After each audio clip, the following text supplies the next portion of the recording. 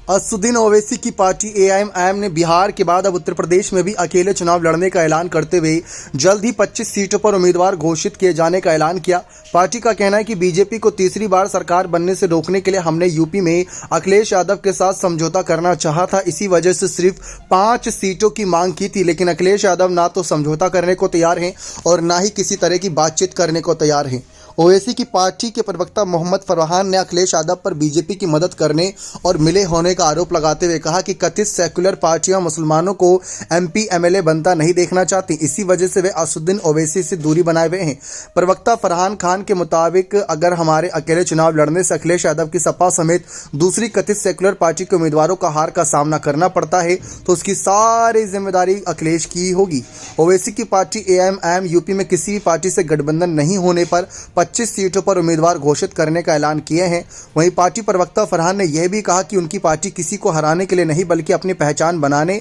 और बीजेपी को रोकने के लिए ज़्यादा से ज़्यादा सीटों पर चुनावी मैदान में उतरेगी और जल्द ही उम्मीदवारों के नामों का ऐलान किया जाएगा। दरअसल एक चर्चा यह भी थी कि एआईएमआईएम बीएसपी के साथ अलायंस कर सकती है, लेकिन जब मायावती ने खुद ही इस बात को लेकर स्पष्टीकरण दे दिया कि मायावती ने कहा कि उनकी पार्टी उत्तर प्रदेश ही क्या पूरे देश में किसी भी अन्य दल के साथ मिलकर चुनाव नहीं लड़ेगी, अकेले ही लोकसभा चुनाव के रण में उतरकर अपनी दावेदारी को और मजबूत करेंगे। जबकि दूसरे राज्यों में बसपा की गठबंधन की खबरें हैं, लेकिन उत्तर प्रदेश में बहुजन समाज पार्टी अकेले ही चुनाव लड़ रही है। अब आप देखेंगे किस तरीके से अल्पसंख्यक वोट काफी ज्यादा बढ़ता नजर आएगा, क्योंकि एक तरफ भाजपा भी अल्पसंख्यक यानी मुस्लिम वोटों को अपने पास लाने के लिए पूरी कोशिश करेगी, दूसरी तरफ बसपा है जो बहुत बड़ी पार्टी मानी जाती है मुस्लिम और कहीं ना कहीं दलित वोटों के लिए, और वहीं समाजवादी पार्टी जिनको अगर सपा और बसपा के अगर हम वोट बैंक को देखें तो पिछले लोकसभा चुनाव में उनको 73% मुस्लिम मतदाताओं का समर्थन मिला था, जबकि 13 से 14% वोट कांग्रेस के पास गया था। तो आप इसी बात से आकलन कर सकते हैं कि सपा बसपा अगर अलग होगी